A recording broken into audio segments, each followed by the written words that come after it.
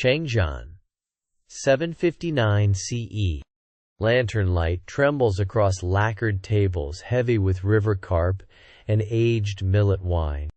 At the heart of the imperial banquet hall, Wei Junshan rises.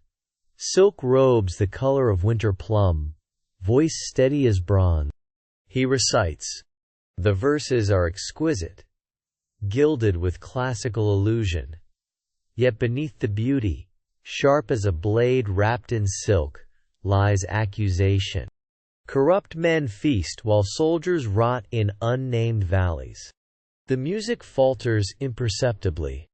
Incense smoke curls upward, indifferent. Across the hall, Minister Pei Shidu sets down his jade cup, with the quietness of a man making a decision. No fury crosses his face, only the cold, patient stillness of power recognizing its enemy. The banquet continues. The laughter resumes.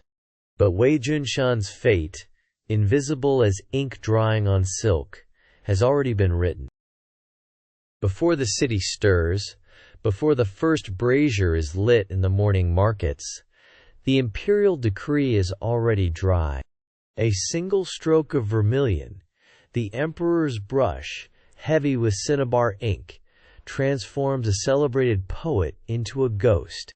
Wei Junshan's name is struck from the court registers with the cold efficiency of a blade through silk. His scrolls are pulled from the library shelves by expressionless attendants, rolled tight, carried away into silence. The title he wore for 17 years dissolves like salt in river water. Dazu awaits. Remote, malarial.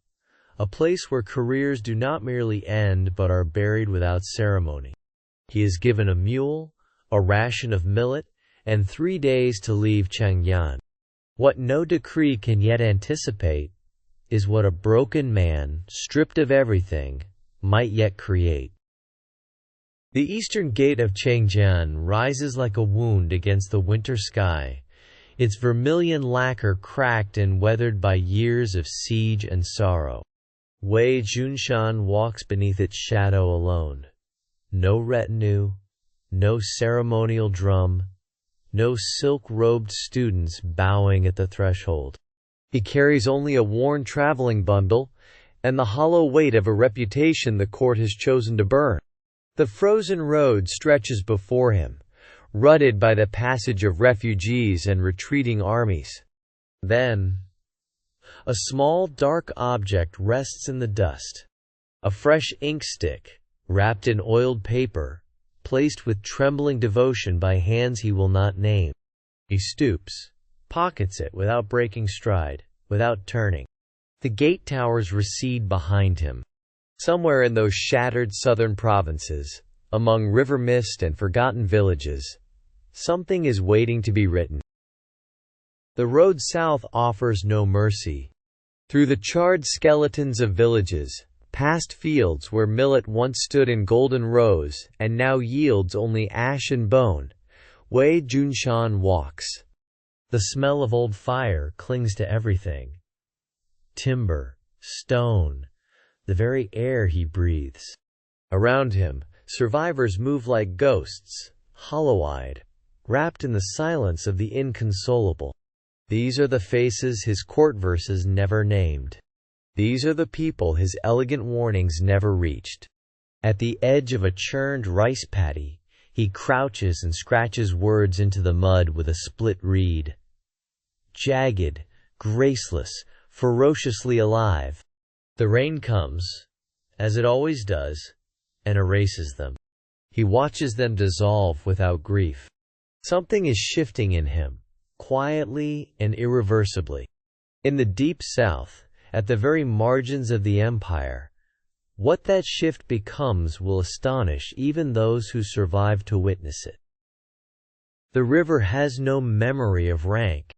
It carries the disgraced and the desperate with equal indifference, its gray surface swallowing the reflections of a broken empire. The ferryman notices the scholar's hands first. Fingers mapped in permanent ink, the ghost marks of 10,000 brushstrokes. He makes a simple request. Not verse, not imperial proclamation, not the elegant compositions that once earned Wei Junshan's silken ceremony. Only a name. One boy's name, cut short by rebellion's blade, pressed now into a scrap of river bark. Wei kneels on the wet planking, uses the last of his ink cake, and writes. The characters rise dark and deliberate against the pale wood. Something ancient moves through him. Not the court's approval he has mourned, but the terrifying, weightless truth of what words can carry. He is not finished. He is, perhaps, only beginning. The cave smells of cold limestone and river moss. Here, 40 lies south of the nearest garrison town, Wei Junshan builds his world from almost nothing. He grinds ink from pine soot and river clay, strokes characters onto flattened bamboo strips, onto smoothed river stones, onto the pale interior walls of his cave. No imperial seal will ever touch this work. No minister will pass judgment. The Chang'an River moves below him, indifferent and eternal, carrying his words downstream to no particular destination. Yet something extraordinary is happening. Villagers appear at the cave mouth.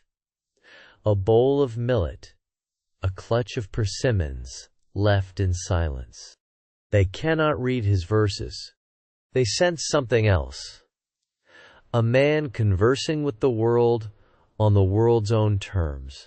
And in that austere communion, Wei Junshan is becoming something far more dangerous than a court poet. The messenger arrives at dusk, his robes mud-heavy from 3 months of mountain roads, the imperial seal still red and urgent against yellowed paper.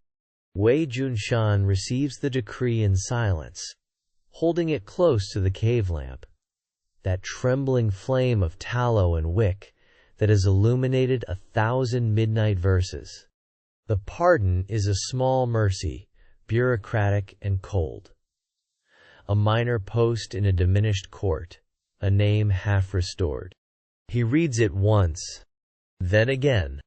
Outside, the river moves without judgment through the dark valley, indifferent as history itself. He sets the document beside the lamp and watches its shadow pool across the earthen floor. The banyan bark still carries fresh ink. The characters breathe. Some doors, once closed, reveal themselves as walls. And some walls, Wei now understands, were always meant to become windows. Tomorrow, he will walk deeper into the wilderness. 3 days, 3 nights, no sleep, no food, only the river's breath and the ancient patience of the banyan. Wei Junshan moves in a trance older than language, his brush. A crude thing now, fashioned from river reeds and wild boar bristle, tracing 300 characters across the vast corrugated bark. Each stroke bleeds into living wood. The ink, ground from pine soot and river clay, carries the smell of smoke and ruin. Here is Chang'an in its golden fever. Here is the rebellion's fire consuming everything beautiful. Here is an empire learning, at terrible cost, what it cannot keep. His hand does not tremble. It has passed beyond trembling into something resolute and clear. When the final character dries in the humid southern air, Wei Junshan steps back, and what happens next will echo through centuries of silence. The monk arrives without knowing why. Something in the river valley's stillness draws him from the pilgrim road. Perhaps the quality of light filtering through the banyan's aerial roots, or a scent of dried ink clinging to the humid air like incense. He finds the cave first. Cold ash, a worn grass mat, the ghost of a life recently abandoned. Then he turns and sees the tree. His breath stops. Character after character covers the bark in columns of breathtaking precision, the strokes darkened by weather into the wood's very grain. For 7 days he copies by lamplight and morning mist, his brush trembling with the weight of what he senses but cannot yet name. Only at the poem's end does he find it. A name, carved small, almost humble. Wei Junshan. He does not yet know what that name once meant. Soon, the world will remember. A century dissolves like morning mist on the Xiang River. A young scholar, barely 20, poles southward on a study boat heavy with copied texts and borrowed dreams. He has memorized Wei Junshan's verses the way monks memorize sutras, not for examination, but for survival. When he finds the banyan at last, roots drinking deep from red Lingnan earth, he presses trembling fingers against bark, where ink once declared the unspeakable. The characters have faded to ghost traces, silver as old grief.